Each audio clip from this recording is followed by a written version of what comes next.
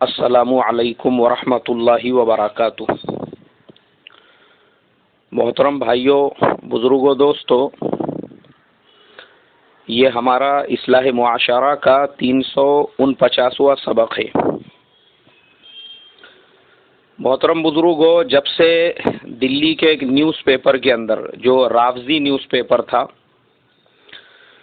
اس نے حضرت جی مولانا سعد صاحب دامت برکاتہم ومد ظلہ العالی کے خلاف میں بڑے ہیڈنگ کے ساتھ میں ایک خبر شائع کی، اور اس میں بہت سارے بعض اکابرین کی تصویریں وغیرہ بھی اس کے اندر آئی ہے۔ حالانکہ ان تمام خبروں کی کوئی حقیقت نہیں، کوئی اصلیت نہیں، مگر چونکہ مسئلہ یہ ہو رہا ہے کہ یہاں پر ہمارے مخلصین کے درمیان میں کچھ علمی اختلافات ہے، جس کی وجہ سے جو تیسرا گروپ ہے باطل کا، وہ اس سے فائدہ اٹھا رہا ہے۔ اصل میں دیکھو، ہم لوگوں کو یہ چیز سمجھنا چاہیے کہ جو علمی اختلافات ہے، نظریات کے اختلافات ہے، وہ دور صحابہ کرام رضوان اللہ تعالی علیہم اجمعین کے زمانے سے چلتے آ رہے ہیں۔ ایسا ضروری نہیں ہے کہ ہر آدمی کے نظریات ایک دوسرے سے 100% ملے، ہر آدمی کے خیالات ایک دوسرے سے ملے۔ ہمارے سامنے تاریخ ہے ہماری کہ دور صحابہ میں بھی ایسا ہوا، اور ہر ایک یہ چاہتا تھا کہ بھائی میں جو کر رہا ہوں وہ دین کے فائدے کے لیے، اس میں ان کے اپنے ذاتی عمل کو اور ان کے اپنے ذاتی مفاد کو کوئی دخل حاصل نہیں تھا۔ لیکن مسئلہ یہاں پہ یہ ہو گیا کہ مخلصین جو دین کے فائدے کے لیے قدم اٹھا رہے تھے، اس سے ذاتی فائدہ ایک اور تیسرے ٹولے نے اٹھا لیا۔ وہ تیسرا ٹولہ تھا خوارج کا، وہ تیسرا ٹولہ تھا ابن سبا کا، وہ تیسرا ٹولہ تھا منافقین کا۔ پھر دور تابعین میں ہم آتے ہیں، وہاں پہ بھی ہم کو ملیں گا کہ تابعین کا جو زمانہ تھا، ان کے درمیان میں علمی، فقہی ہزاروں اختلافات تھے۔ حضرت امام مالک رحمۃ اللہ علیہ، حضرت امام ابو حنیفہ رحمۃ اللہ علیہ، دونوں تابعین کی جماعت میں سے تھے۔ فضائل اعمال میں یہ واقعہ لکھا ہوا ہے، حکایت صحابہ میں، علمی ولولے اور انہماک کے باب کے اندر آپ دیکھ سکتے ہیں۔ دراوردی رحمۃ اللہ علیہ کہتے ہیں کہ میں نے دیکھا عشاء کی نماز کے بعد حضرت امام ابو حنیفہ رحمۃ اللہ علیہ اور امام مالک رحمۃ اللہ علیہ دونوں کے درمیان میں ایک مسئلے پر مسجد نبوی صلی اللہ علیہ وسلم کے دروازے کے پاس میں بات چیت شروع ہوئی، اور عشاء سے لے کر تو فجر کی اذان تک دونوں کھڑے رہ کر اس مسئلے پہ بات چیت کرتے رہے۔ لیکن قربان جاؤں، ان کے اوپر نہ دونوں میں قیل و قال ہوا، نہ دونوں میں بحث و مباحثے ہوئے، نہ دونوں میں چلا پکار ہوئی۔ بالکل ایک دم پروفیشنل طریقے سے دونوں بات چیت کرتے رہے۔ اور خود یہ جو دراوردی رحمۃ اللہ علیہ ہے، یہ امام بخاری کے استاد ہے۔ مگر میرے محترم بزرگوں، اس کے بعد کے بھی جو زمانے ہم دیکھیں گے، ان زمانوں میں بھی ہم کو یہ ملیں گا، جیسے امام شافعی رحمۃ اللہ علیہ، وہ امام احمد ابن حنبل رحمۃ اللہ علیہ کے استاد تھے۔ دونوں ایک دوسرے کے استاد اور شاگرد تھے۔ اس کے باوجود دونوں کے مسلک الگ الگ ہے، دونوں اپنے وقت کے الگ الگ امام ہیں۔ دونوں کی نماز میں سینکڑوں مسائل کا جو ہے اختلاف آپ کو ملیں گا، سینکڑوں چیزوں کا اس میں فرق ہے، اور سینکڑوں طرح کے اختلافات ہیں جن میں شاگرد نے اپنے استاد کی رائے کے خلاف میں فتویٰ دیا ہے۔ اس کے باوجود استاد و شاگرد کے اندر اتنی محبت تھی، اتنا آپس میں تعلق تھا۔ واقعات ہم لوگ اکثر بیانات میں بولتے ہیں، سنتے نہیں، بولتے ہیں۔ بولے وہ امام احمد ابن حنبل رحمۃ اللہ علیہ جب امام شافعی کے گھر پہ مہمان بن کے گئے تو انہوں نے اپنے بچوں سے کہا، میرا شاگرد بہت تقوی والا ہے، بہت دیندار ہے، وہ ایسا ہے، وہ ویسا ہے۔ لیکن جب وہ ان کے گھر پہ گئے تو انہوں نے پیٹ بھر کے کھانا کھایا، اور کھانا کھانے کے بعد میں وضو کا لوٹا بھرا رہا، اور پھر وہ عشاء میں بعد میں لیٹے تو بغیر وضو کے ہی جو ہے انہوں نے بعد میں تہجد کی نماز ادا کی، اور پھر وہ تہجد کی نماز ادا کرنے کے بعد میں ان کے بیٹوں نے، ان کے گھر والوں نے امام شافعی رحمۃ اللہ علیہ سے کہا، شاگرد کی تو بہت تعریف کر رہے تھے، تمہارے شاگرد نے تو کھانا بھی خوب کھایا، رات میں وہ سویا تو اس کے بعد میں تہجد میں بغیر وضو کے اس نے تہجد ادا کی، وضو کا لوٹا ویسا ہی بھرا ہوا ہے۔ تو امام شافعی رحمۃ اللہ علیہ نے جب دریافت کیا تو امام احمد ابن حنبل رحمۃ اللہ علیہ نے جواب دیا اپنے استاد محترم کو کہ حضرت میں نے کھانا اس لیے کھایا کہ اتنا حلال لقمہ مجھے اور بعد میں کہاں کھانے کے لیے ملیں گا، اس لیے میں نے سوچا کہ جتنا کھا سکتا ہوں کھا لوں. اور بولے انہی حلال لقموں کی برکت یہ ہوئی، اللہ تبارک و تعالی نے میرے سینے کو منور کر دیا، اور رات بھر میں قرآن پاک کی ایک آیت سے میں نے 200 مسائل حل کیے، اور انہی مسائل میں ان کو حل کرتا رہا، اور اسی کے درمیان تہجد کا وقت ہو گیا تو وضو کرنے کی تو ضرورت ہی نہیں پڑی کیونکہ میں سویا ہی نہیں. تو یہ واقعات ہم لوگ سنتے ہیں، بولتے ہیں کہ کیسا ان لوگوں میں آپس میں جوڑ تھا، محبت تھی، حالانکہ سینکڑوں مسائل کا اختلاف تھا.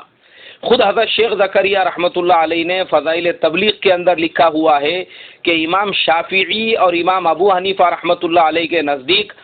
ایک 4 رکعت والی نماز میں 200 مسئلوں کا اختلاف ہے.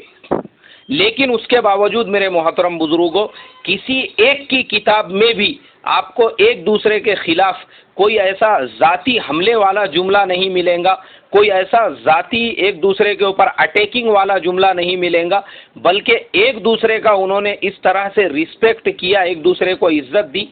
کہ واقعی میں بھی قربان جاؤں ایسے لوگوں کے اوپر. مگر اس زمانے میں بھی ایسا ہوا کہ ان لوگوں کے اختلافات دلوں کے نہیں تھے، مسائل کے تھے، مگر ایک تیسرا گروپ، تیسرا گروہ پیدا ہوا جس کو معتزلہ کہا جاتا تھا. وہ تیسرے گروپ نے اپنا کام کر دیا،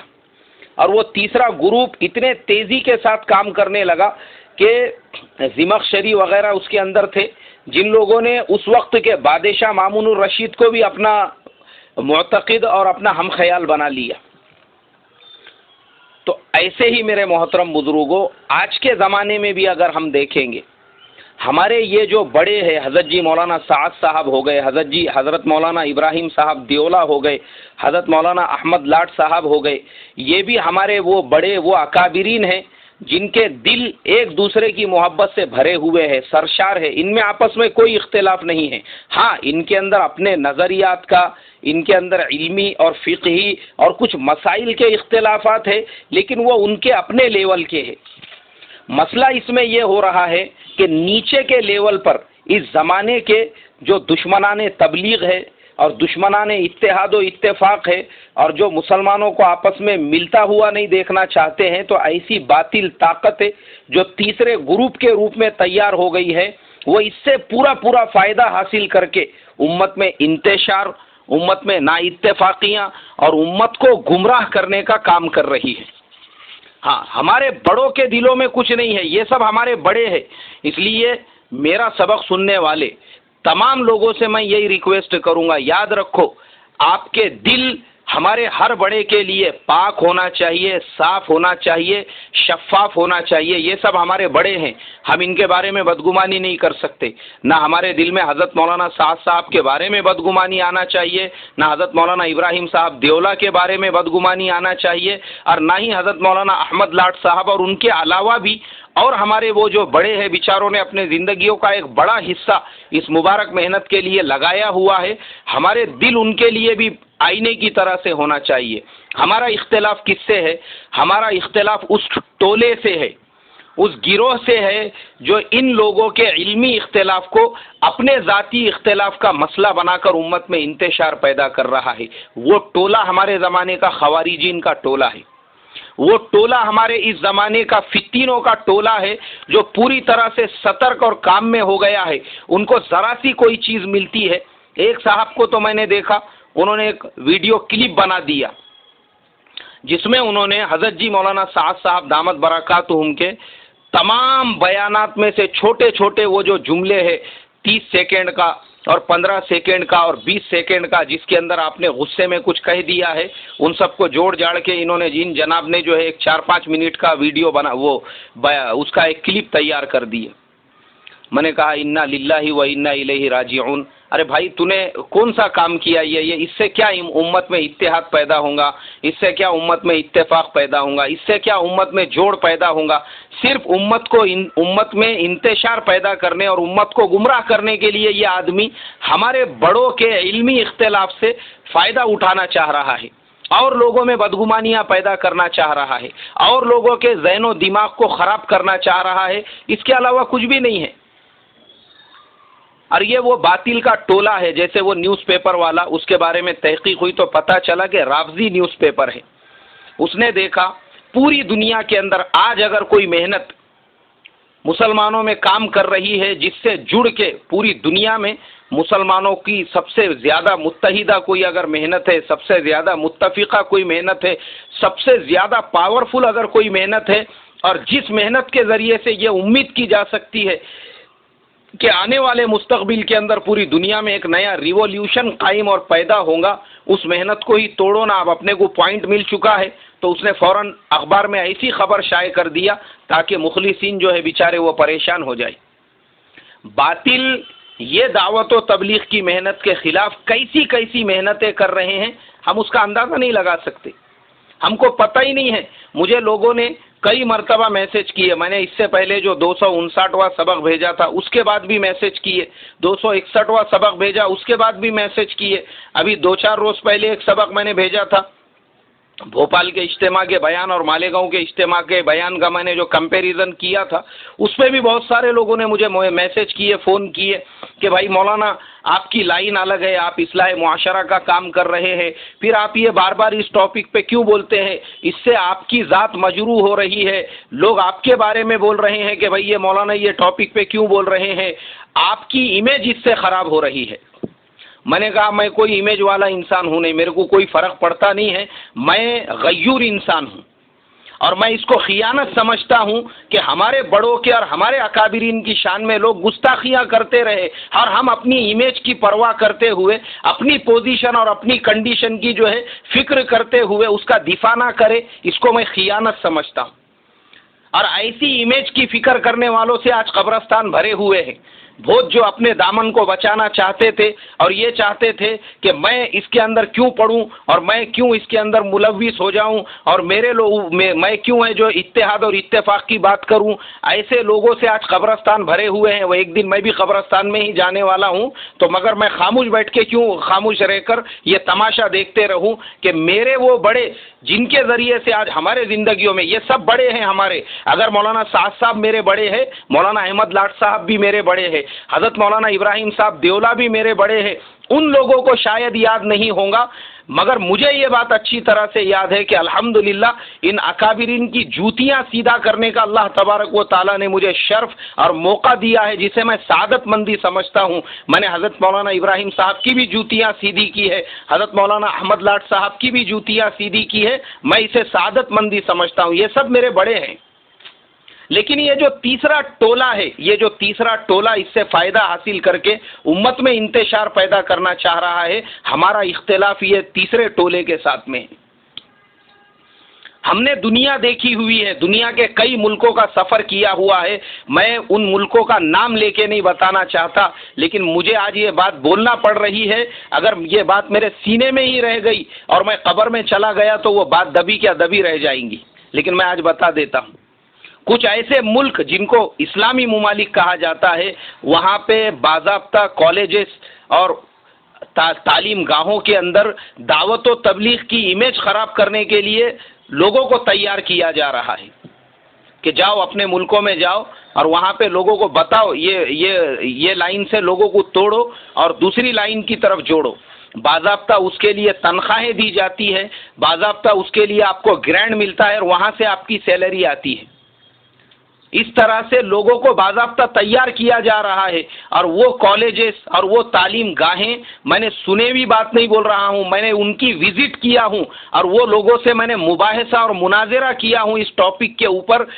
جس کے اوپر میں ابھی آپ سے بات کر رہا ہوں. انہوں نے میرے اوپر اٹیکنگ کی الفاظ کے ذریعے سے، باتوں کے ذریعے سے کہ تم کس طریقے سے ان کا دفاع نہیں کر سکتے بول کے، انہی کی وجہ سے یہ ہو رہا ہے، انہی کی وجہ سے وہ ہو رہا ہے، انہی کی وجہ سے ایسا ہو رہا ہے. باضابطہ پوری دنیا میں باطل اس محنت میں لگا ہوا ہے، اس محنت کو کس طریقے سے کمزور کیا جائے، توڑا جائے. اور ہم یہاں پہ ہمارے بڑوں کے آپس کے کچھ علمی کچھ فقہی اختلاف کو مدعا بنا کر یہ جو ٹولہ ہے یہ پورا سترک ہو گیا ہے انتشار پیدا کرنے میں. تو اس لیے میرے محترم بزرگوں، آج پوری دنیا کے اندر اگر کوئی محنت ہے، دعوت و تبلیغ کی محنت ہے، اس سے ہم کو جڑ کے رہنا ہے. ہمارے دلوں میں کسی بھی بڑے کے لیے رتی برابر بھی کوئی بھی چیز ان کے بارے میں حقارت، ان کے بارے میں چھوٹاپن، ان کے بارے میں بدگمانی رتی برابر بھی نہیں آنا چاہیے. یہ سب ہمارے بڑے ہیں اور وہ ان کے اپنے مسائل ہے، وہ خود حل کریں گے، وہ خود اس کا راستہ نکالیں گے. ہمارا کام یہ ہے، ایک سوئی سے ہم جیسے پہلے کام کر رہے تھے ابھی بھی ہم کو کام کرنا ہے. ابھی بھی ہماری ذمہ داری بنتی ہے ہم اپنے بڑوں سے خوشگمان رہتے ہوئے اپنا کام کرتے رہیں. ہمارے مجلس میں اگر کوئی اختلافی تذکرہ بھی کرتا ہے فوراً اس کو روک دے، بولنا بھائی یہ ہمارا ٹاپک نہیں ہے، یہ چھوڑ دے، یہ بات ہمارے سامنے کر مت انتشار والی. ہم اتفاق والے، اتحاد والے، ایک پلیٹ فارم پہ آ کے کام کرنے والے لوگ ہیں.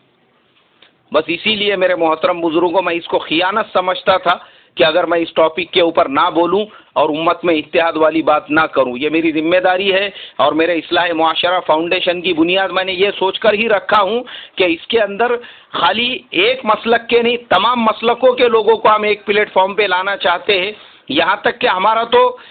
جو حضرت مولانا سید ابو الحسن علی ندوی رحمۃ اللہ علیہ نے پیام انسانیت کی تحریک شروع کی تھی کہ جس کے اندر ہمارے غیر مسلم بھائی بھی جو بیچارے سیکولر مائنڈ رکھتے ہیں ان کو بھی ساتھ لے کر کام کیا جائے. ہم وہ نظریے کے آدمی ہیں.